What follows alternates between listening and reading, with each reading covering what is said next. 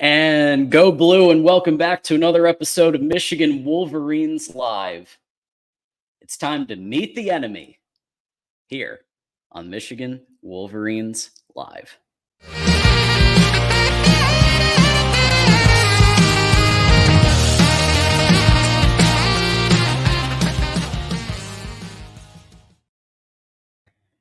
And welcome back to another episode here, Tuesday, December 12th, 2023. My name is John D'Adamo. You can follow me on Twitter at John D'Adamo.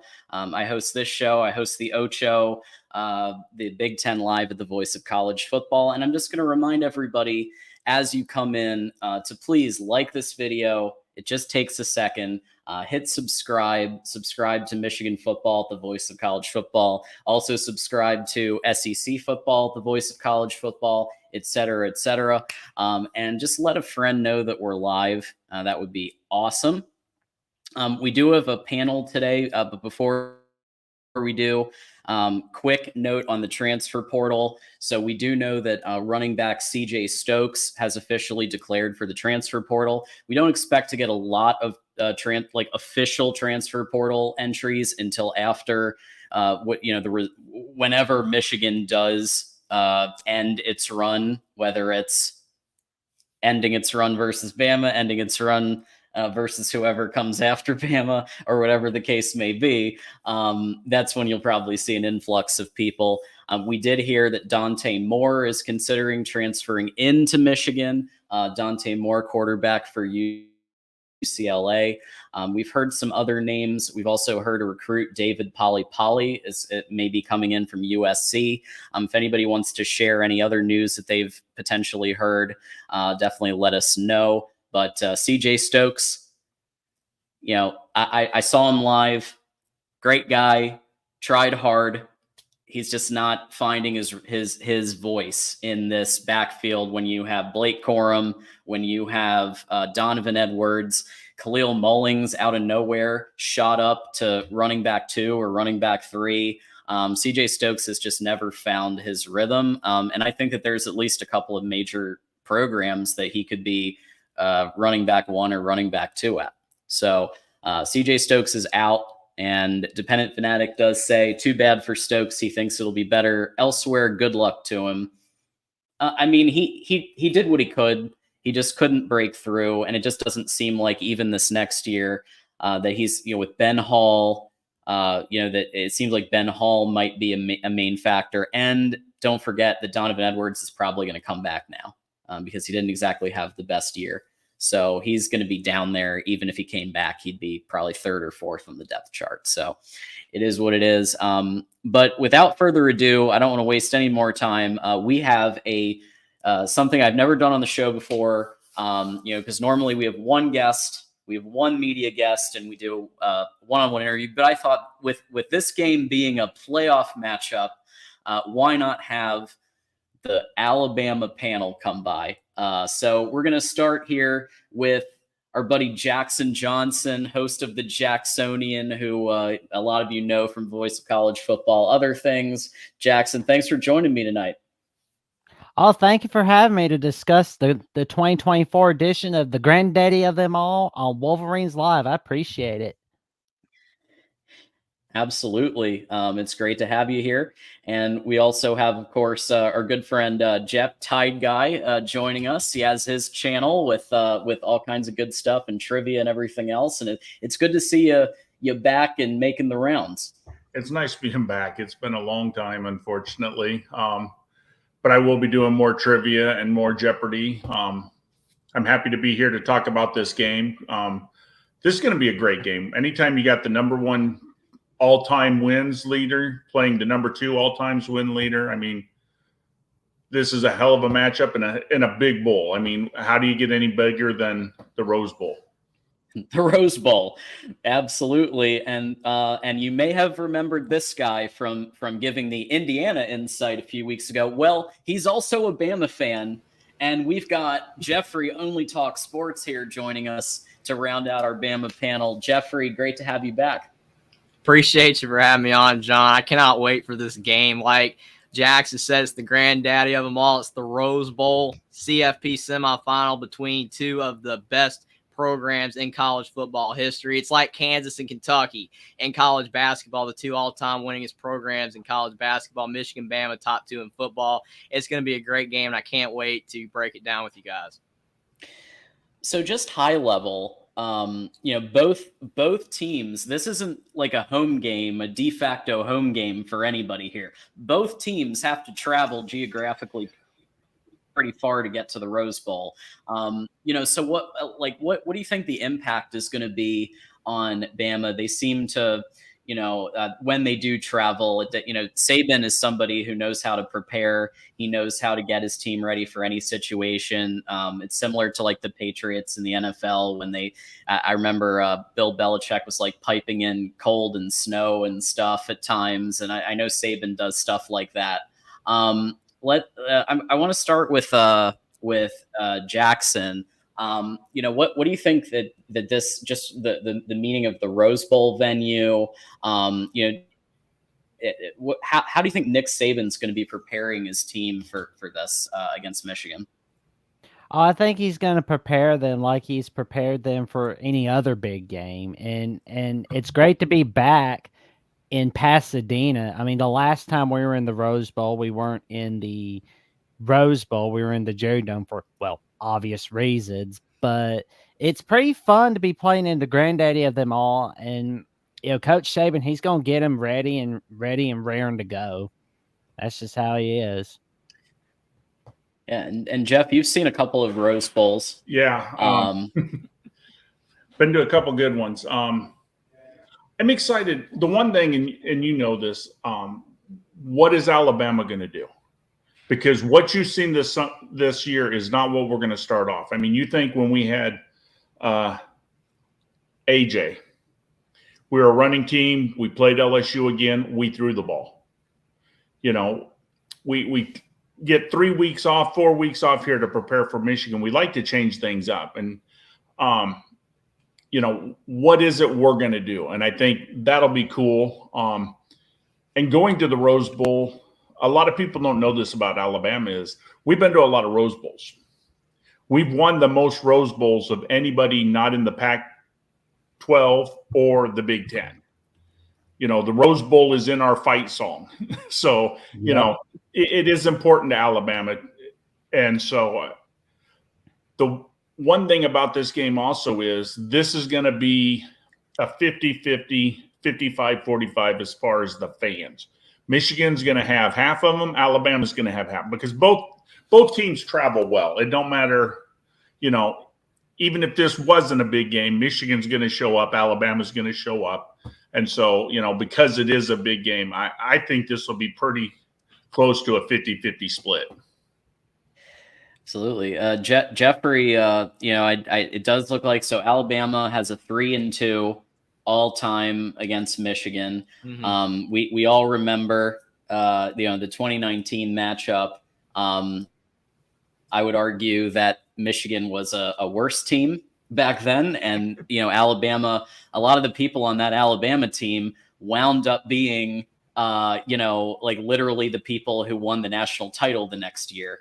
Mm-hmm. Including Mac Jones, who was the quarterback in that game. So, I mean, just from that perspective, it seems pretty much like from his historical perspective, 3-2. But Alabama's had more success in Rose Bowls than Michigan. Michigan's lost a decent chunk of Rose Bowls, although we're known for being in it, but we don't always get the dub. Mm-hmm. So what's your take on that, Jeffrey? Well, I mean, it's really interesting when you talk about, all the facts you stated. I just believe that every game's different, though. I mean, you could look at a program like, Washington that's, going to be in the CFP this year. And most years recently, they haven't been that good. Historically, they've had success, but you got to look at what they've done this year. So even though most people, especially younger people, they know Alabama is the dominant program, and Michigan hasn't been until very recently, I just believe that both these teams are great, and Michigan's favored by 1.5 for a reason right now, because Michigan's, been dominant all year. Even though you make an argument, well, their schedule wasn't the toughest, especially non-conference, but still Michigan's been a dominant team, and they have great players all across the board, and Alabama does as well. And Tyga said the crowd's going to be 50-50. I mean, whoever has a little more, it's not going to be super significant because it's a big matchup, but these are two fantastic fan bases. Alabama travels, Michigan's going to travel. So I just think that really looking at past results and really anything else not going to really impact this game because of how much better Michigan is now where they used to be a few years ago. And Alabama's not as good as they used to be. It's not by a significant amount. They haven't dropped off like Clemson, because a lot of people thought Alabama was dropping off like Clemson when they lost to Texas, but no, they're still really good, and they were able to somehow beat Georgia and get in this game. But, yeah, I think it's going to be, 50-50 with the fans, and I think both teams are going to give it all that they got, and Nick Saban has a fantastic track record of getting his team prepared for big games like this, and no matter where it's played. Well, and especially after we were pretty sloppy against South Florida, people were ready to just kind of peg us down. And, that wasn't fair, though, because Milroe did not play. Somehow Jalen Milroe ended up finishing sixth in the Heisman voting. I mean, Milroe really finished the year strong and had a great season, 35 total touchdowns, 6 interceptions. So if he played in that South Florida game, it would not have been close. Yeah, I mean, we showed everybody in the game against Ole Miss, but that first half of the season, I'm not going to lie, we were pretty sloppy, especially against Texas A&M. Well, what do you guys think happened in that? Because, it just seemed like Milroe from the eye test was the obvious choice. And it reminded me of when they kept trotting Cade McNamara out there, and we all knew that J.J. McCarthy was the better quarterback. But Saban decided let's throw out Tyler Buckner. Was he just trying to really encourage Milroe to take that extra step to become the guy? He wanted this leadership is what he wanted. Milroe, he got down in the Texas game. A lot of people say we got beat bad by Texas, but think about it. We were leading in the fourth quarter. We threw 2 pick sixes. Okay. We lost by 10. Now they deserved to win, and I'm not taking that away, but he wanted to see a couple things. Was he right? Can Milroe, be the guy, or do we need to put in a more traditional quarterback? I think the biggest problem with losing to Texas is I think a lot of it was on the coaches. We didn't play Milroe right, and we're still not playing him right. We need more RPOs. We need him to be able to run, throw the ball. The problem with Milroe is if Michigan would put 3 guys deep and 3 guys up front and just leave the middle open, Milroe can't throw the middle ball. For whatever reason, he can throw the ball 50 yards and hit you, but he can't throw the ball 15 yards and hit you. And so that's one of the problems with Milroe. And so they set him down to start our other 2 quarterbacks who are better throwing quarterbacks than Milroe, and just wanted to see what they could do. And unfortunately, a lot of people early on blame Milroe. But what we're going to talk about later is, some of the keys. One of the problems with Alabama is our left tackle is a true freshman. And there's times he looks like he's going to be an All-American. And then there's times he looks like he's that true freshman who don't belong on the field at times at left tackle. So a lot of it is also our line. And I mean, if the quarterback doesn't have time to throw the ball, it don't matter how good you are, you're not going to succeed. I agree with that. And when you look at Milroe at the beginning of the season, like you said, they were not using him correctly at all whatsoever. I absolutely agree with that because he has to be able to use his legs. To me, he looks very similar to Anthony Richardson. They're not the same, but Anthony Richardson, there were some throws he just could not make. He could throw it downfield, but there were some throws over the middle, just short throws he could not make, but he could blow the top off the defense running the football. And same thing with Milroe. He's a fantastic runner. And I just think that South Florida game, I believe that Nick Saban knew that was the game that he could at least just experiment and just try something else. Like none of the games after that, he was going to be able to do that he had to try that game. But you could just tell that Alabama's offensive line is not as good as it was when Mac Jones was the quarterback, where he could just stand back there for 10 seconds and then throw the football. It's not as good. And Alabama doesn't have as dynamic of receivers as they had when they had the quartet. Waddle, Ruggs, Judy, all those guys, Devontae Smith, those guys were just dynamic. Alabama, they have Bond and Burton, but after that, it's a big drop off. So you just couldn't have a Tyler Buckner or Ty Simpson go out there and play at quarterback when the O-line's not as good, the receiving core isn't as deep. You needed to have Milroe being able to use his legs. And once they figured that out and shifted the offense some, it's not what it needs to be, like you said, Ty Guy, but if they shift the offense even more, Milroe can really show how dangerous he can be because he is fantastic when he's, in space. Well, and another thing nobody talks about is the MVP this year for Alabama is Miss Terry. Miss Terry had a talk with Saban after the Ole Miss game and told him point blank, and you watch the games, told Saban, you're too good to these kids. You're being too nice. Did he scream in any of the early games, or is he screaming now?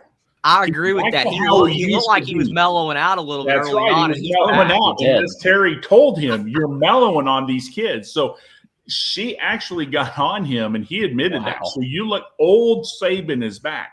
Even last year, he was kind of mellow and let things slide, and Miss Terry got on him. And you look at how much better Alabama has played since then.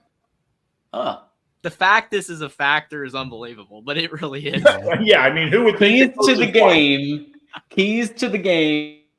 Number one, Miss Terry. I didn't see that one coming, but it does make sense. Makes perfect sense.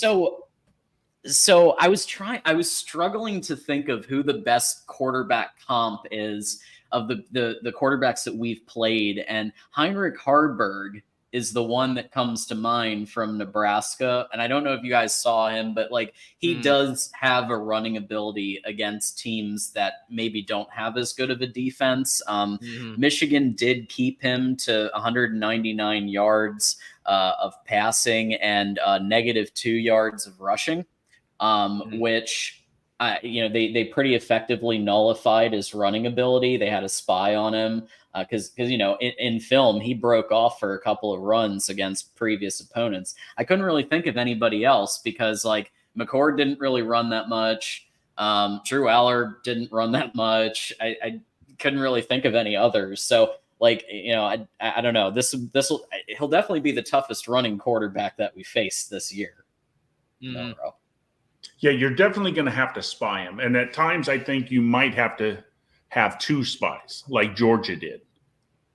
The good news is you can get away with it this year because, like Jeffrey said, we don't have that receiving core that's going to scare you. We don't have Judy, like you said, Ruggs and Smith, and we don't have four guys that can just run down the field and outrun anybody.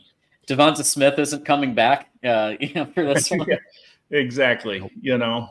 At least Bond was good enough to catch the ball in the left corner of the end zone against Auburn, though, or we wouldn't be here. Exactly. Isaiah Bond, man, he is one of the heroes of 2023 for Alabama. I think it's interesting you mentioned Heinrich Haarberg, though, John, because, the thing with a guy like him is he's not obviously on nowhere near as good of a team, with Nebraska, and he probably doesn't have the talent Milroe does, even though he showcased some ability.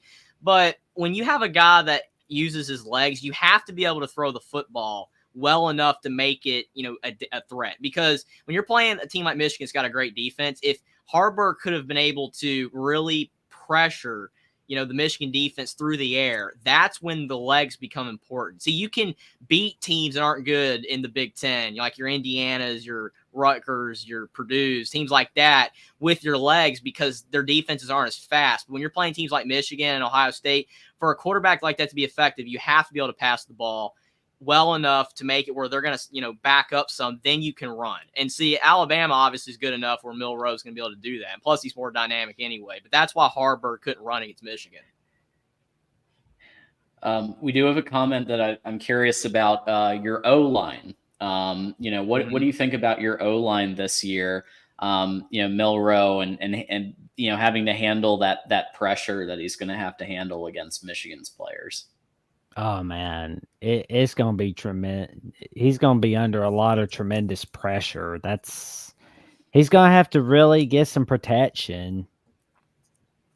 To me, like I said earlier, it's Proctor. our freshman left tackle. Which Proctor is going to show up? Is it going to be the freshman with the deer in the headlight? Are you going to overwhelm him? Because he's been taken out twice this year. He has had trouble sometimes this year, and then other times he looks good. But I do think Michigan, that is where they could thrive. With Proctor in their left tackle, I think you could actually shut down a lot of Alabama's offense if you overwhelm our left tackle, which can happen. Now, the middle of our offensive line is actually really good. It's going to be hard to get in the middle. You're going to have to rush more from the outside. Mm-hmm. Yeah, I think the O-line, it's not terrible overall. It's, again, nowhere near as good as it was 3 years ago. But it does the job for the most part. It helps when you have a scrambling quarterback because it can sometimes hide deficiencies of an O-line. Like I said, if Alabama had a Mac Jones or even Tyler Buckner back there this year, it would have looked a lot worse when you had a running quarterback doesn't get exposed much. But that's why I picked Georgia to beat Alabama in the SEC championship game, because I thought Georgia was going to be able to get enough pressure on Milroe and he was going to throw a couple of interceptions like he did against Texas. But it never happened. I mean, Milroe only threw for 192 yards and 2 touchdowns. Like, he didn't even do that much. And on the ground, he only had like 30 yards, but Georgia didn't score enough. Georgia didn't put up enough points. So, yes, like the O-line is going to really matter in this game. But Michigan, and we'll get to the keys of the game and all that kind of stuff, but like Michigan's going to have to score enough to win. Like, it cannot be, Michigan putting up 21 and then, that's going to be enough. Like, Alabama didn't even do that well on offense against Georgia, but they still won the game. So Alabama's defense is capable. And yes, even though their O-line is not as good as it used to be with Milroe's escapability, as long as he takes care of the football, Alabama's going to have a good shot.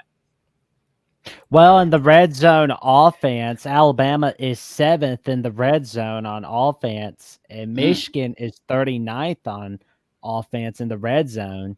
But Michigan's tied for 3rd in the red zone defense, and Alabama's tied for 52nd in the red zone defense. So what Bama's going to have to do is really step up their red zone game on defense. Yeah, it was probably like 80th, by the way, when we last played. It was probably like red zone was a big point of issue for Michigan. So to hear that it's 39th, that doesn't surprise me whatsoever.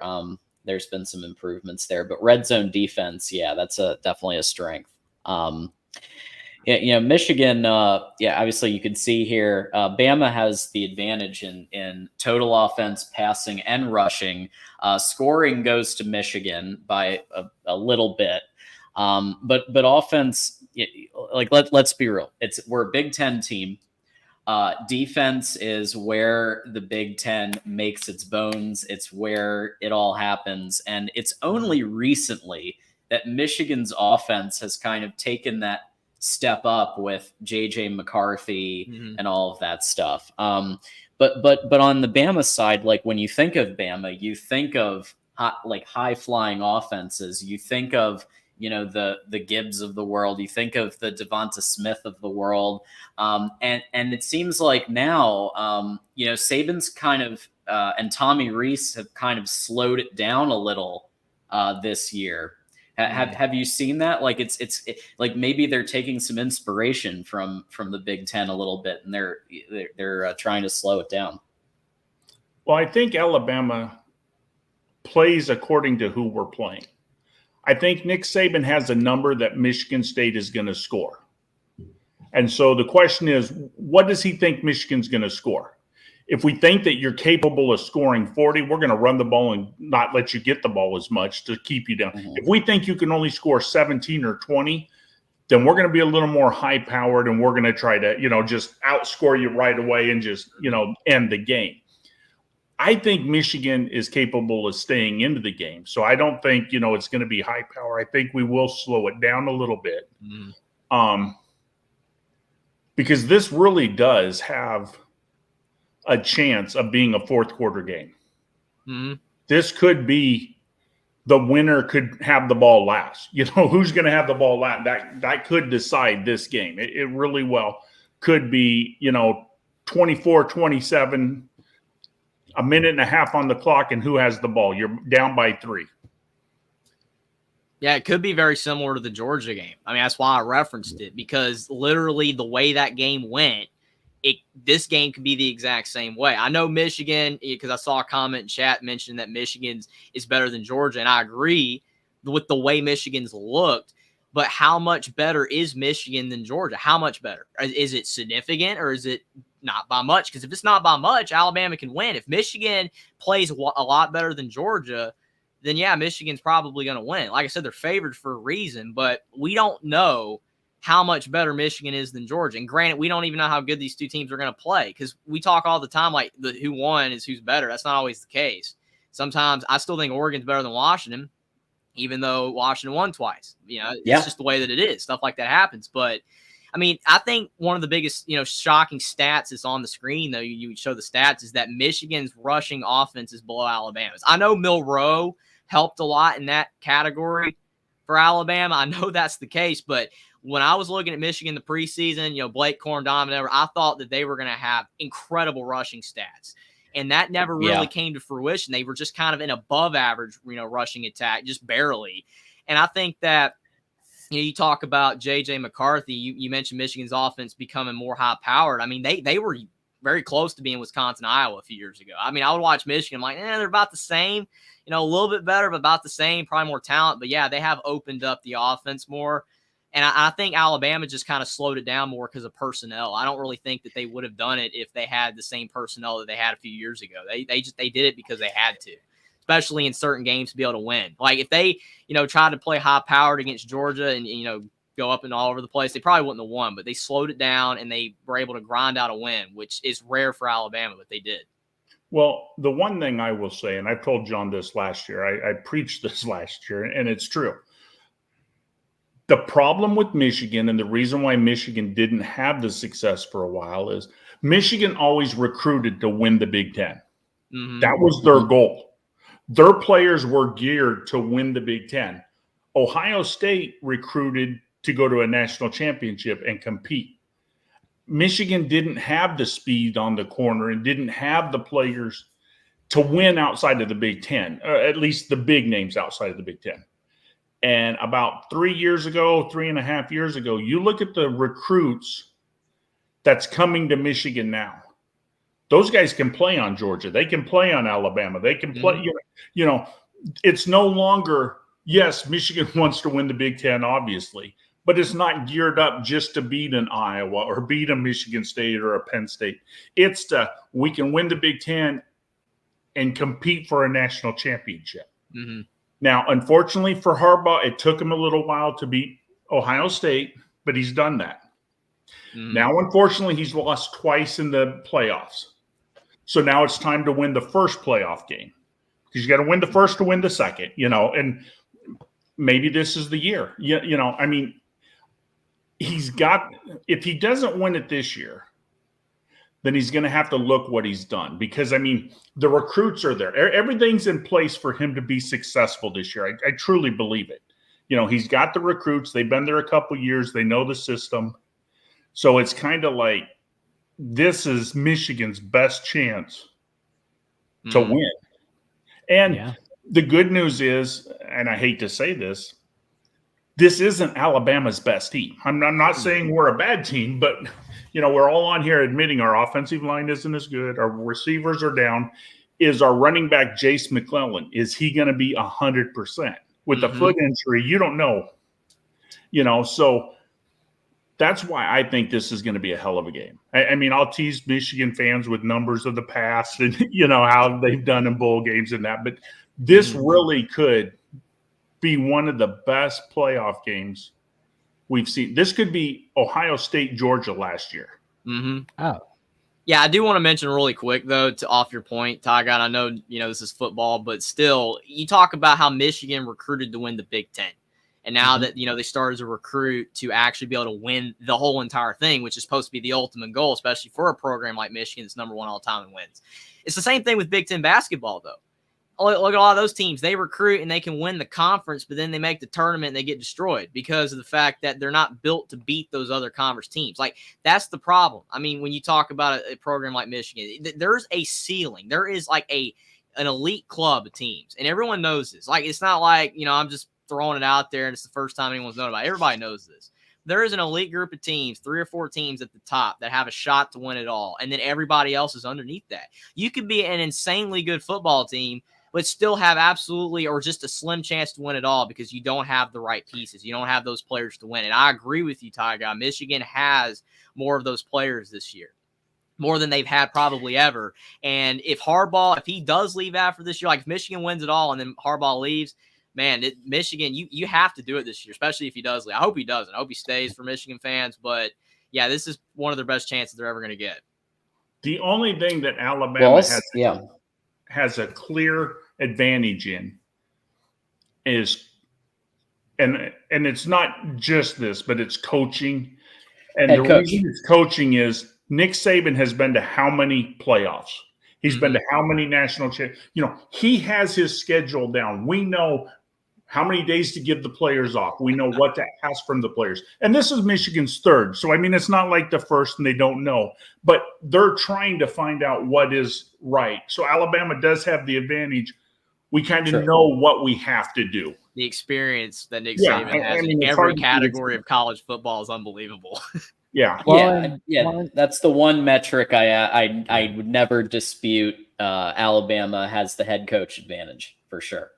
Well, and one thing to your point where this is not like the past Alabama teams, Todd Guy, you talked about that a little while ago. We don't have this one guy that we had from 2009 to 2020, and this really hurt us. Scott Cochran. Yeah. He was our strength and conditioning coordinator. Oh. Yeah. I mean, we were very disciplined from 2009 to 2010. And yeah, we've gotten a little more disciplined in the second half of this season, especially in the start of the second half against Tennessee. But you look back on the first half of this season, like Texas A&M, South Florida, Texas, and Ole Miss, we looked very undisciplined. And you look back at the past 2 seasons, we were terribly undisciplined, very undisciplined. Yeah, which was just insane for me to watch because I've been watching Alabama since like 2008. So I've only seen them when they were fantastic and they were always disciplined. And then seeing 2021, 2022, Alabama having 12, 13, 14 penalties a game. And I'm like, what's going on here? I mean, why is Will Anderson jumping off sides? Like, what's going on? It was insane. And they have gotten better at that, but you have to be a well-disciplined team to win. I mean, you have all the talent in the world, but you have to be disciplined and play smart. I agree. Well, that's one thing about something you won't notice. You guys probably hadn't noticed, but last year and the beginning of this year, did you see players with green mouthpieces? Did you see players with different color shoelaces? Now, this has nothing to do with the game, people think, but that's Nick Saban. Everything is the same, and he gave up some control. And you look the last few games, like I told you, when Miss Terry, everything is now the same. You know, I mean, it's just little stuff. And last year when we were giving up all those penalties, he didn't really get all excited and yell at people. I mean, he got mad, you know, but it wasn't how it is today. Yeah, I thought maybe it's just because he was getting older, but no, it doesn't matter. He still got it in him because look at Pete Carroll. I mean, in the NFL, even though they're under 500 right now, he's still yelling and jumping. That's what you got to do, though. Nick Saban, when he's doing that, is so much better. But I thought it was just his age, but he still got it. Yeah, he does. Well, the elephant in the room is the fact that these would be a lot more lopsided. These stats, I think, in Alabama's favor, if not for NIL, and especially the one more year fund. Like being able to retain players like Blake Corum, who absolutely would have gone to, I think, would have gone to the NFL if not for the one more year fund, and players like Roman Wilson, Trevor Keegan, and Zach Zinner would have been gonzo last year because they could be playing on a roster right now on Sundays, starting at least a couple of NFL teams. So the fact that and we'll get to defense. I know Moose is excited to get to defense, but we'll get there in a minute. But like, what do you think NIL has done? You know, because Saban, I think, and the SEC in general, they just had the pick of the litter for forever, it seemed like. And now Michigan, at least in terms of retaining players, they're still not really there in terms of recruitment, but in terms of retaining players for a 4th year, a 5th year, a 6th year, Michael Barrett, he's been there since the 80s, it feels like. How do you think that's impacted the parity here on offense and in general? Well, I think the problem with NIL, and I'm all for NIL, a player should be able to make as much as he can make. I'm all for that. But the problem with NIL is it's harder for like in Alabama, and it's going to be harder for Michigan too, because once you start you're not going to have a great receiver going to want to set the bench and make less NIL because he's not starting, knowing he can go somewhere else. And then you're eventually going to run into the problem, and they need to address this, the transfer portal. I hate the transfer portal. You should not have the transfer portal open in between bowl games and the playoff. I know they do that because of recruiting, but the transfer portal should be open the Tuesday after the championship. You know what I mean? Or say, hey, we're going to let them enter the transfer portal because of recruiting, but they get to stay with their team through the bowls or through the championship, because losing these players is no good. And I think that hurts. Maybe not Michigan, maybe not Alabama right now, but you look at some of the bowl teams in that. This transfer portal is killing them. And then the transfer portal also with the NIL, like I said, you're going to start losing players. And maybe you lost this running back, and maybe it's okay because you got great running backs. But what happens if your starting running back twists an ankle in practice next week? Yeah. You know what I mean? Just stupid things can happen in practice. I mean, we've seen it, So when you lose a little bit of depth, that can play a factor. When you got 2 more big games, and I mean, Alabama and Michigan, whoever wins is going to know they've been in a game. They're going to be beat up. They're going to be, this is going to be an exhausting game, no matter who wins. Yep. The next game, it's going to be harder because you've got beat up here, and now you got to play another game in a relative short period of time. Yeah. Yeah, I agree with you, Taga, about the portal, because I've said it before as well that they need to have the portal, not be during bowl season. Either, like you said, open it after the bowls are done, or, have it open, but the players still stay. Because you look at, again, Florida, Oregon State last year. Happy for Oregon State fans that they beat the SEC 30-3. It was a great win. But Florida, half their team didn't play. And it's like before it used to just be guys entering the draft. Like, I understand that. You want to go pro. You don't want to get hurt. You want to make money. That's fine. But now you've got guys that are 3rd on the depth chart entering the portal before the bowl game. And I'm like, these guys are going to be going to the group of 5. Why don't you want to play your last game in the Power 4 in a bowl game before you make the downward trend transfer? Like, it's a worse move, but you're going ahead and leaving. It makes absolutely no sense. I mean, there's an opt-outs page, and some of these group of 5 teams, like Western Kentucky, is like 14 guys in the portal. 14 guys, and I'm like, how do you expect me to make that pick in that bowl game? Like, we don't even know who's going to be playing and how good these guys are going to be. So it's unbelievable. The portal has ruined bowls almost more than the draft has. And you cannot have it where half your team is in the portal during a bowl game and they don't play. It's terrible. Yeah, I mean, the Blue Bloods, they're going to benefit from the NIL, but like the small fries, like the group of 5 and the Power 5s that are not Blue Bloods, they are screwed in all this. I mean, this is not good for the Minnesotas, the Illinois, the North Carolina states of the world. Well, speaking of ways that the portal has impacted things, and also NIL enticing people to stay their 5th, 6th year. The defense on this team has some players like a Michael Barrett, like a Junior Colson, like a Chris Jenkins on Michigan's side that have led to these defense numbers, which kind of it still surprises me. To look at the fact that Michigan has the #1 scoring defense in the whole country. Look at Will Johnson, look at Mike Sanders still just catching interceptions all year. So from the Bama perspective, on your defense, who do you think are some of the people that are going to help contribute? Some of those similar type players on your side. Well, Caleb Downs and Dallas Turner, they are going to be a tremendous help for the Alabama defense. Those are the key guys to watch for. I mean, Dallas Turner is 18th in sacks and second in the SEC, and Downs is 17th in solo tackles. That's pretty big right there. I would throw in Terry and Arnold. Terry and Arnold is insanely good as a corner. I mean, he has 5 picks. And it seems like he's always disrupting a receiver. And the thing is people talk about Alabama's wide receiver room not being up to snuff like it normally is.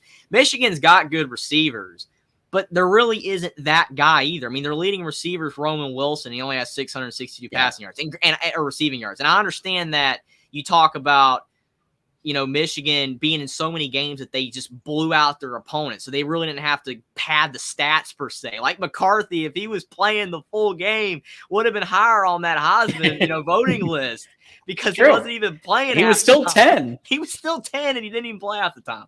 But still, can Roman Wilson, Cornelius Johnson, can those guys separate from Alabama's corners? I don't know if they can, consistently. Maybe sometimes, but I don't know if they can do it consistently. I will say something else. You talk about NIL just for brief, but like AJ Barner, he left Indiana to go to Michigan to be the backup tight end. He left Indiana starting tight end job to be the backup at Michigan. That tells you where players want to be. Yeah. What do you? I mean, from a defensive perspective, I would worry. I would actually worry less about the receivers. Other than Roman Wilson, who I think is a legitimate deep threat. I would worry more about, you mentioned AJ Barner, Colston Loveland. It seems like the connection between Colston Loveland and JJ, out of everybody on the team, those two are just in sync. Iowa did disrupt it, to their credit. Iowa has a phenomenal defense. They disrupted it. Ohio State wasn't even able to disrupt it, and Iowa did. Right. But like JJ and Colston Loveland, it seems like that connection is practically automatic. So like, what's the answer for that when you have Colston Loveland being that answer for JJ when he's under pressure? And then he could go to AJ Barner as well. I think Alabama has 2 things that has to happen. One, our cornerbacks are a little more healthy. They dropped some passes against Georgia. I mean, McKenzie was hurt. McKenzie's struggled the last few games. We need our corners to lock on, but we need the Turner, we need Braswell, we need those guys to get the blitz. The problem is where Michigan could really hurt Alabama is sneak the tight end out late, sneak a running back out late. We're famous for going downfield and the last minute crossing patterns are wide open. You can throw short passes and gain 10 to 12 yards pretty easy on Alabama if you use your tight ends well and you use your running back well. That's where Alabama kind of struggles. But in order to do that, though, your line has to keep Turner, Braswell, and off your quarterback. Yeah, I agree with that. It's very important that Michigan's O-line does protect McCarthy, because if they don't, it's basically the same thing. It's almost like the keys to the game are in a way the same both ways. Like, just protect your quarterback. And I know that's in every game. You got to protect your quarterback. But if McCarthy or Milroe are under so much pressure that they're making mistakes, that's probably going to be, the loser, whoever loses, like in that regard. And again, you talk about the tight ends for Michigan being, really, really solid. And obviously, Barner from Indiana, obviously. But still, you look at what Alabama did with Brock Bowers. And granted, Bowers was maybe not 100%, but he only had 53 receiving yards. So Alabama did a pretty good job of not allowing Bowers to take over the game like Bowers did against other SEC opponents. So if they're holding Loveland and Barner to combined under like 70, 80 yards, that's a win.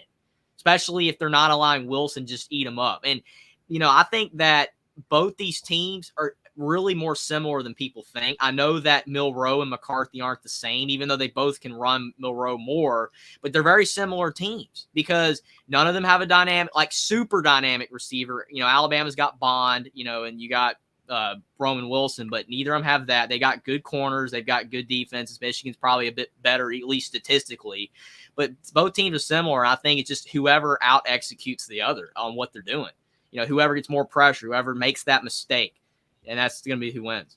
Could this be the first quarterback for 250 yards wins? Yeah, honestly, I could see honestly, the first team to get passing, because we both know. Are we talking about rushing stats for Milroe, though? Because, we combining that? Yeah, but, Alabama's going to run on Michigan. Michigan's going to run on Alabama. The question is, who's going to get the passing yards? That could actually be the key. The first team to get 250 passing yards might be the winner in this thing. Yeah, Moose is right. Michigan needs to be more creative in the pass game, cross passes, in and out passes, drag. I think you saw glimpses of it against Ohio State, right? You saw them do some stuff. You saw them do some sweeps. You saw them do some let's have a halfback pass. Donovan Edwards throw the ball.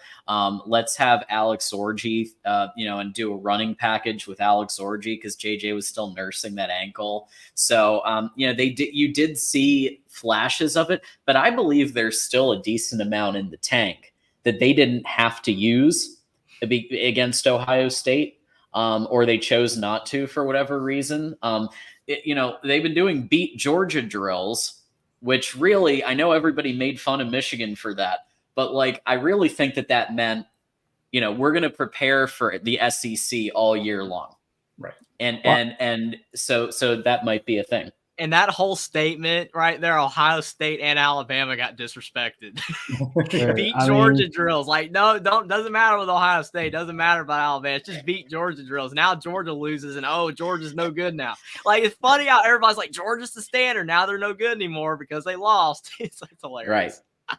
I will say, though, the beat Ohio State drills worked out quite a lot for Michigan over the past few years. So, the beat Georgia, beat Bama drills, that could work, most definitely.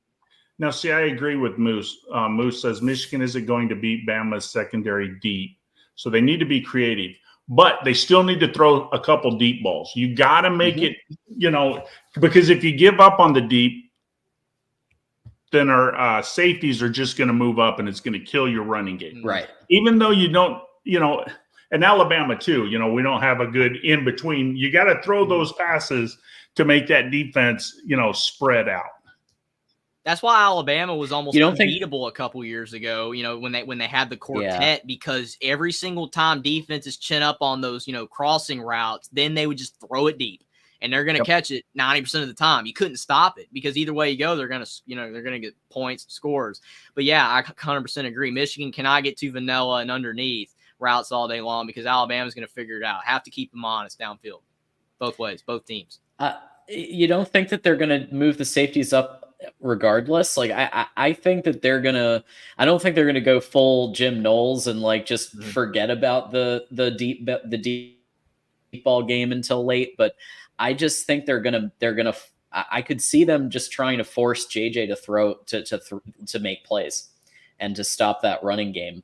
Because JJ he's had a couple of good throws and NFL throws.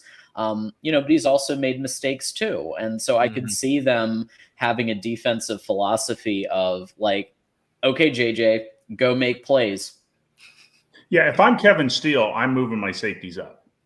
You beat me once, you beat me twice, then we'll discuss moving back. But until you can show me and prove to me, not to badmouth, Michigan's receivers, but McKenzie, Keys, we've got some corners that supposedly are some of the best around. So, let's use them one-on-one and let's focus on the run, because I would rather Michigan beat us by the air than beat us by the ground, because, just like you would rather Alabama beat you by the air than the ground, because we haven't proven our air is so great, and the same with Michigan. So you've got to stop the run. Keith, thank you for the 5. Where Michigan excels is at down consistency. Look at Michigan's 3rd and 4th down yardage. Absolutely.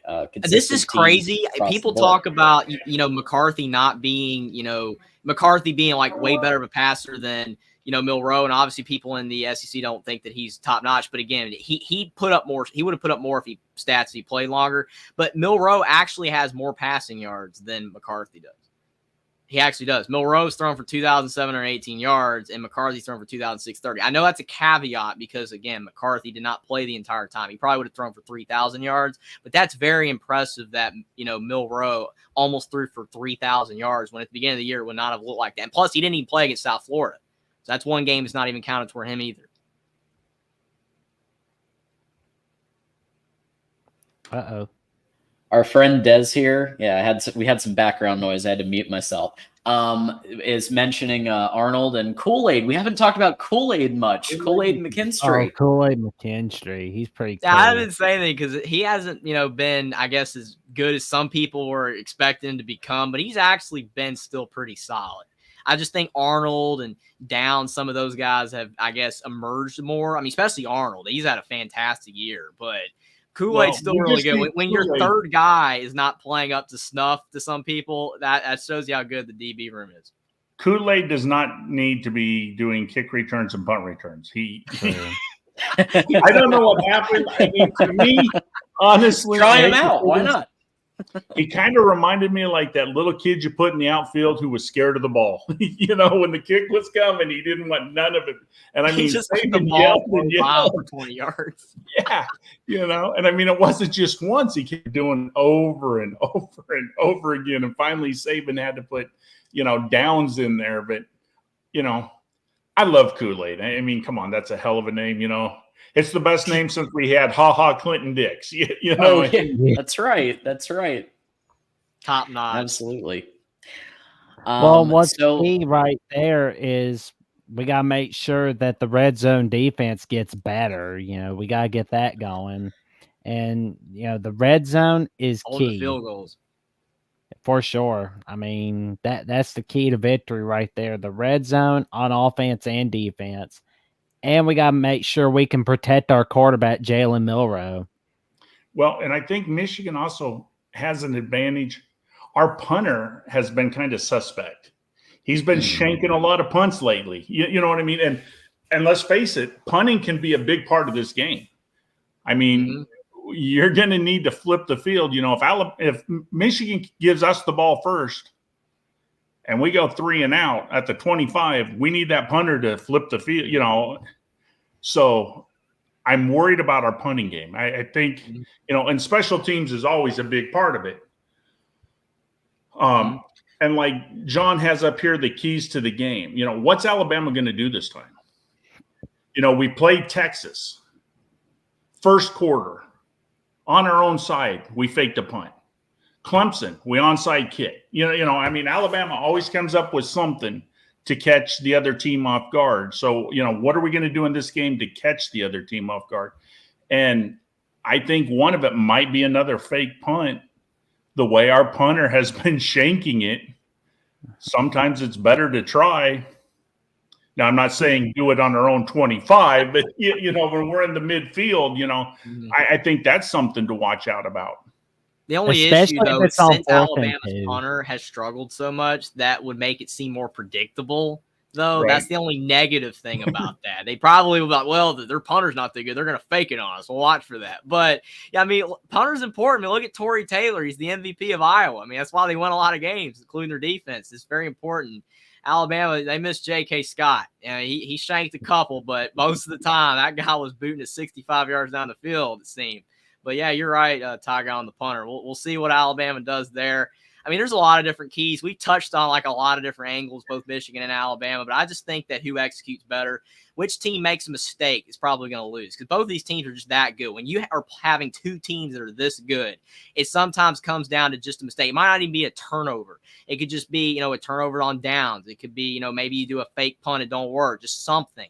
Whichever team executes better. Like Michigan did versus Ohio State. Michigan executed those trick plays like we talked about before, John, a few live streams ago. Like about a month ago. It's just the way it works. You have to execute better. I believe if Alabama executes better than Michigan on those type of plays, they'll win, and same with Michigan, vice versa. Absolutely. So let's predict. We'll start with Jackson Johnson. Who you got, and what do you think the score might be? Well, I'm going to be going with Alabama on this one. I think it's going to be a 31-28 victory. I mean, this game's going to be very close, but again, it would not surprise me if Michigan won this game as well in the 2024 edition of the granddaddy of them all. But that Alabama defense, I guess they're going to do what they did, like they did against Georgia. So they got to. But it's like the All Go podcast said, Nick Saban's track record, given a month to prep, you're going to get the best version of Alabama. It's true. Tide guy? I got Alabama winning 28-24. I do have this as a close game. I really do. And I mean, I could see it 28-24, and Michigan has the ball with 2 minutes to go down and possibly win. I mean, I truly believe – I believe at halftime it's going to be a toss-up. Nobody's going to know. I mean, I truly believe. I could see that. I mean, because a lot of the playoff games, let's be honest, it's over in the first quarter. It's over at half. I don't see this game being one of them. I mean, John, you would love to have Michigan so far ahead it's over. I'd love to have Alabama so far it's over. Sure. I don't see that happening in this game. I think, one of the keys might be, can you score at the end of the second quarter and get the ball right away in the third quarter to kind of flop to get a 2-score lead? That might help, something like that. But I think this is going to go to the fourth quarter. I really do. And I got Alabama pulling by 4, 28-24. Jeffrey? Man, it's putting a lot of pressure here. You don't want to be the panel like on ESPN, where they got everybody picking the same team and then they screenshot it and they're wrong. Well, don't worry, I'm not picking Alabama, so. Okay. But we're the Bama panel. Like, is any Bama fan gonna actually do it? Because I picked Georgia. I already admitted I picked Georgia in the SEC championship game, and Alabama won. I was not expecting that. But I mean, the thing is, like everybody's talked about, the experience of Nick Saban being here over and over and over. It's like he's lived in the playoff. And, Michigan, like, they've gotten really good lately. Harbaugh's done a fantastic job with the recruiting. They're so much better than they used to be. And I agree with the comment earlier, that someone made about, Blake Corum scoring in every single game. I mean, that's really impressive. Like 24 touchdowns, I think he has, which is unreal. But not to discredit the teams they play, but a lot of those were against bad teams, to be fair. I mean, a lot of the teams were not very good, but Alabama's played bad teams as well. If Alabama was playing like they were earlier in the year, they wouldn't be in this game. I mean, they almost blew it against Auburn, but I mean, Michigan has had some games where they, haven't looked the best either. They won. Maryland. I mean, the Penn State game, the Maryland game, they weren't great. Penn State's better, but still, both teams have struggled a bit. I mean, I could really see it going either way. I know it's a cop-out thing to say, but it's true. It could go either way. These are two fantastic teams, and even if you're a Michigan or Bama fan, it could go either way. But I'm going to go with Alabama to beat Michigan, 27-24, same score as the Georgia game. I think it's going to be low scoring. I think Reichert, he's going to hit a field goal at the end to take the lead with a few seconds left, 27-24. It's going to be a fantastic game. I'm just hoping there's a lot of snowstorms in Michigan coming up, so that way they're just happy to be out of the cold and want to play around a little bit while they're down in California. Those Michigan players ought to enjoy the beach and enjoy the warmth a little bit, not focus so much on football. And I like Moose's score 24-21. I think we both kind of have the same score there. It seems like all of us are within 3 to 4 points of the two teams. Nobody has a blowout. Nobody has a multiple. I don't know if anybody could dare predict a blowout. Well, I don't think I've seen plenty. Well, I'm talking about Bama here. Like we're reasonable. We're reasonable. Like, I'm not talking about the crazies on Twitter. I mean, Ohio State 80-0 over Michigan, saying like that's gonna happen. Like in that game, and there will be people doing it. I've seen it. I'm just like here we're reasonable. We're gonna have it as a close game because realistically, it probably will. True. Yeah, We don't know anybody. We don't know anybody. Turn the ball over a lot. You know, you're going to have to fumble the ball. You're going to have to throw a lot of interceptions for this really to be a blow. I will be shocked if either team gets up by more than 14 points. I mean, somebody might have a 2 touchdown lead at some point, and it's going to get close again. But I would be shocked to see this more than 10 points. Anybody. I mean, everybody brings their A game against Bama, but everybody also brings their A game against Michigan. That's something to Especially remember. now. I mean, they're legit. This is not Michigan of 4 this or 5 is years ago. They're a not lot the better. They're really Michigan. good. Exactly. This is not the same Michigan team that got dominated by Georgia 2 years back. And this is not the same Michigan team that blew it against TCU last year. This is a very different Michigan team. As Ty Guy stated, they got plenty of recruits that are playing, that are ready to play for that natty. You know, where past years, they just won't win the Big Ten. Now they they're want to ready to play on Sundays as well.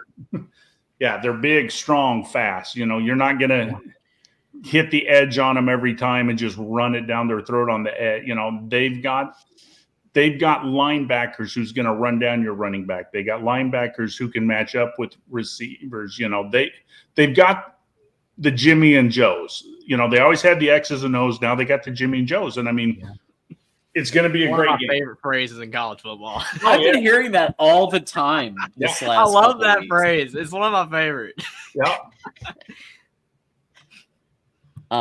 Yeah, I like Ralph here saying Jesse Minter coached versus Lamar Jackson while he was on the Ravens defensive staff. Gives me hope for Michigan. You know, to compare Lamar Jackson to Jalen Milroe, I mean, Lamar is a tough cookie. It shows how far Milroe's come that he's even in the conversation. Everybody was saying he was playing out of position weeks ago, and now he's, sixth in the Heisman voting. I don't know what happened. Well, they finally let him run the ball. I agree. Finally, and the problem is he likes to run sometimes a little too soon. Mm-hmm. Yeah. He's kind of like the early Jalen Rose or Hurts. Hurts. He wants to run a little too soon. He don't trust his arm as much. But the problem is, we just didn't play him right. And I mean, if you don't play your quarterback right, he's not going to succeed. Mm-hmm. And Milroe's lucky that he doesn't have anybody, threatening for the job like Hurts did. Because that year that Tua was behind Hurts, like you could just tell they were showing on the broadcast, he will not throw it deep. He's playing it safe. And I'm like, he won't throw it deep because if he makes one mistake, he's going to get benched for Tua. I felt bad for the guy. But with Milroe, there's no competition for the job. So it's a lot easier for him in that regard. No, because if JJ goes down, it's going to be Hail Mary, Hail Mary, Hail Mary. Either that or else we're going to run the ball 37 times in a row and hope that, we can do something. Because Mike Fort says, you mean Buckner isn't a superstar? Actually, Buckner is a superstar. He's now in lacrosse. He's one of the top lacrosse players. So he is a top superstar. lacrosse player. Yeah. Our friend Joey Foster has asked me to remind everybody that we have a show, the Big 12 Fan Zone, Thursday, 7 p.m. Eastern on the Big 12 and Main channel, covering all things Big 12. So check it out if you haven't already, Joey Foster. So as we always do for panels, like to do this, give everyone a final thought and where can people find you on the internet if you want to share that. And we're going to start as we have with Jackson Johnson. Well, my final thoughts on this game, it's going to be a great game to watch. But I will say if Michigan does lose this game, they will hear so much about how they are the college football edition of Purdue basketball, the LA Dodgers, the LA Clippers, and numerous other Dallas Cowboys, teams that have reputations that can't quite get it done in the postseason, but can get it done in the regular season. But as for Alabama, they have to protect their quarterback. They got to protect Jalen Milroe. And the first half of the season, they're very undisciplined, but they've gotten a lot better since. I mean, Not quite as disciplined as Michigan, because Michigan is second in penalties per game. There's not that many penalties at Michigan. I can tell you that right now. So they're not like us from the first half of the season. But I can tell you though, check me out on Twitter at Jackson09960335 and on Instagram at JacksonJohnson543908 and on Threads JacksonJohnson543908, where I give my latest updates on latest episodes of the Jacksonian, which, speak of the devil, I'm going to be having George Georgitis, the co-host of the Renegade Report and co-host of Florida State Football at the Voice of College Football, tomorrow night as we go over the Florida State snub from the college football playoff. We discuss as to whether we think, does this mean Florida State's going to bail to the Big Ten? Is there collusion between ESPN Vice President of Production Tim Corrigan and NC State AD Boo Corrigan? That's something for you to decide. And much more amazing topics on Florida State football. So stick around tomorrow night. It's going to be a wild ride. And I also have an upcoming episode with Spencer McLaughlin, host of Locked On Pac-12, Locked On Ducks, broadcaster Southern Utah Athletics, where we will be discussing the renewal of Oregon State, Washington State, and much, much more topics involving the Pac-12. It will be released on X, then on YouTube, Friday afternoon. All right. Stay tuned. Jackson, really appreciate you coming by Michigan Wolverines Live. Oh, thank you for having me on. It's fun discussing the granddaddy of them all on Michigan Wolverines Live. There you go. All right. Thanks, Jackson. Thank you, John. Next up, absolutely. Next up, we got Tide Guy. Final thought, where can people find you? Thank you for having me on here. This was a lot of fun discussing this. I will answer Ralph's question. He asked the Bama guys who we want in the national championship if we get there. I want Texas. I do. Yeah, sure. They beat us, so let's play them. Rematch. Are they better than us? This will prove it. Let's go play Texas. Personally, if it wasn't for the loss and blah blah blah, I would root for Washington because they're the underdog. But I want Texas. I hope Texas beats them, and I hope we can beat Michigan. I hope we can play Texas. A lot of times it's hard to beat a team twice in a year. LSU beat us at home at our house. We beat them in the national championship. We beat Georgia in the SEC championship. They beat us in the national championship, But that's who I would like. But I do want to thank John for having me here. This is a lot of fun. I think, the next few weeks is going to be a lot of fun thinking about this game, wondering, what's going to happen. Hearing the news, unfortunately, I think Michigan might lose another player or two. Alabama's already lost, 4 to the transfer portal. We'll probably lose a couple more, People out there, you guys can follow me on YouTube. I will be getting my Tuesday night trivias up and going again. And have fun that way. We'll be doing some prizes this year. So thanks again, John. Yeah. You guys have a great night. Absolutely. I look forward to getting my butt whooped in trivia again, and we'll have a great time, I'm sure, doing that. So stay tuned, and definitely if you haven't subscribed to Tide Guy channel, do so. I don't think I've ever done any better than second to last place on the trivia.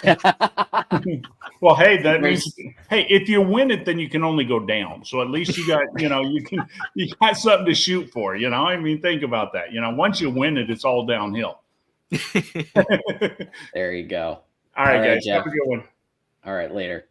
And last but certainly not least, we got Jeffrey. I just really appreciate you for having me on, John. This was a blast. Great idea. Ty Guy, Jackson, me all talking band with you, the great Michigan fan. It's awesome. This was an awesome show. And, I think it's going to be a great game. And I do agree. I want Texas as well. They beat us.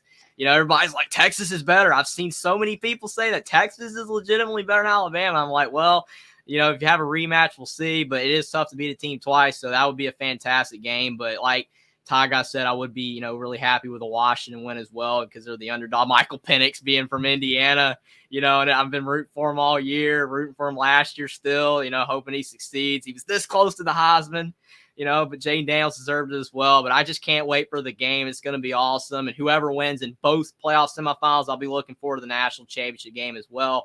But you can find me on my YouTube channel, Only Talk Sports, where I talk college football, college basketball, NFL, and NBA every single day. Been on a streak for a long time, every single day for around, I think, 4 months. So it's been something up every day. You can check that out. And over on my Twitter as well, Jeffrey at Only Talk Sports, where I post, my thoughts on a lot of things going on around sports in general. But again, thanks for having me on, John. It's a blast, and I can't wait for the games. Absolutely, it's going to be a good one. As Jackson said, the granddaddy of them all. So we'll be excited. Jeffrey, thanks for coming by. Thanks for having me on. I appreciate it. Absolutely. And a couple of last minute things here. Just a reminder that where is it? There it is. So to protect yourself online, here's what you can do. You can go to aura.com/MarkRogers for your 2-week free trial of Aura and help support the show and the channel. Protect yourself online with Aura. Also, of course, as always, we want to remind everybody to either become a YouTube member or become a Patreon member, on the main channel. And of course, YouTube membership $2.99, Patreon starts at $5. Either way, just help support all of the network, the content that we put out there. We really do bust our ass to try to deliver great content to you guys. And so anything you can do, whether it's liking a video, whether it's bringing a friend in, posting the link on a social media, just one. If you have a football group, if you have a Discord chat, just pop the link right in there. So that people can find it and come on in and enjoy the show with us. The more the merrier, as we say. When you're doing your shopping on Amazon, as many of us do from time to time, click the link in any description, and then Mark Rogers gets a couple of bucks. And what's wrong with that? I mean, seriously, help support the channel. And finally, our merch store, get your Voice of College Football merch. It is Christmas, and we have a bunch of tremendous products for the whole family that you can get. And it looks like we have some new products here. So I think we have, let's see here. We have a kids shirt. So we have a visor. We have a kids shirt. We have a crop tee, so we have something for everybody in the family now. You got your shirts, you got your hoodie, your zip up hoodies, your polos. Oh man, we got socks. Look at that. You got socks at the Voice of College Football. We even have a Voice of College Football jigsaw puzzle. We have a mouse pad. And I might even consider the gym bag here because, you could always use a gym bag every now and then with Voice of College Football. So for the Christmas season, get yourself, oh my God, there's a Voice of College Football pet bowl. This is amazing. So Gizmo can enjoy some pet food in the Voice of College Football bowl there. These are some great new products. So definitely check them out. And I appreciate that, Mark. Thank you so much for coming by. That's awesome. We got Moose here also promoting the store and the new products that I just noticed. So thank you. And Mark, we all try. We all try. And yeah, Moose posted the link. I posted the link. So we appreciate that. My mother's here. Thank you, Lady Lake Music, who helped us with getting an intro song. So David Martinez does our intro song every week, and she helped us get that. Yeah, I mean, brand new items, right? Including I love the dog bowl. The dog bowl, I think I have to get the dog bowl. I mean, that's just amazing.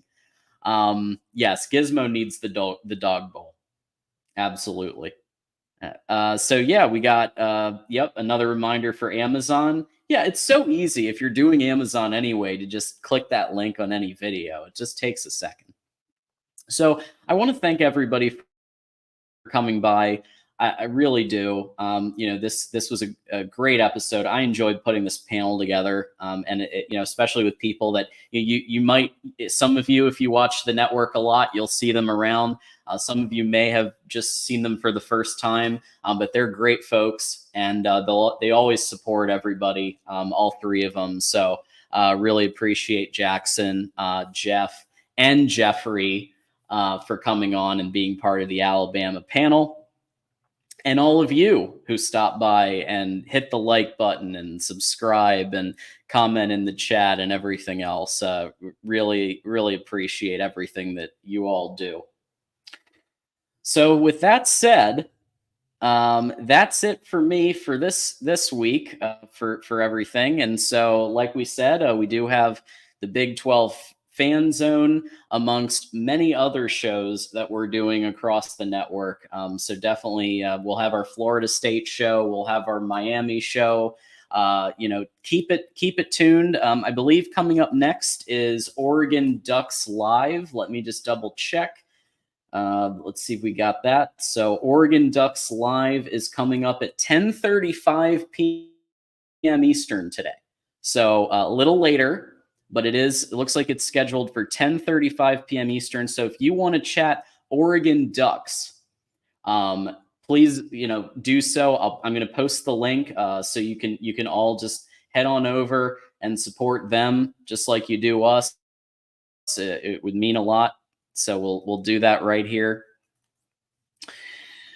Oregon Ducks Live with Exploring with Ben and the cast of Duck characters coming up at 10:35 p.m. Eastern. All right, y'all. Really appreciate everybody stopping by. And until next time, this is John Diadamo saying, go blue, and we'll see you around.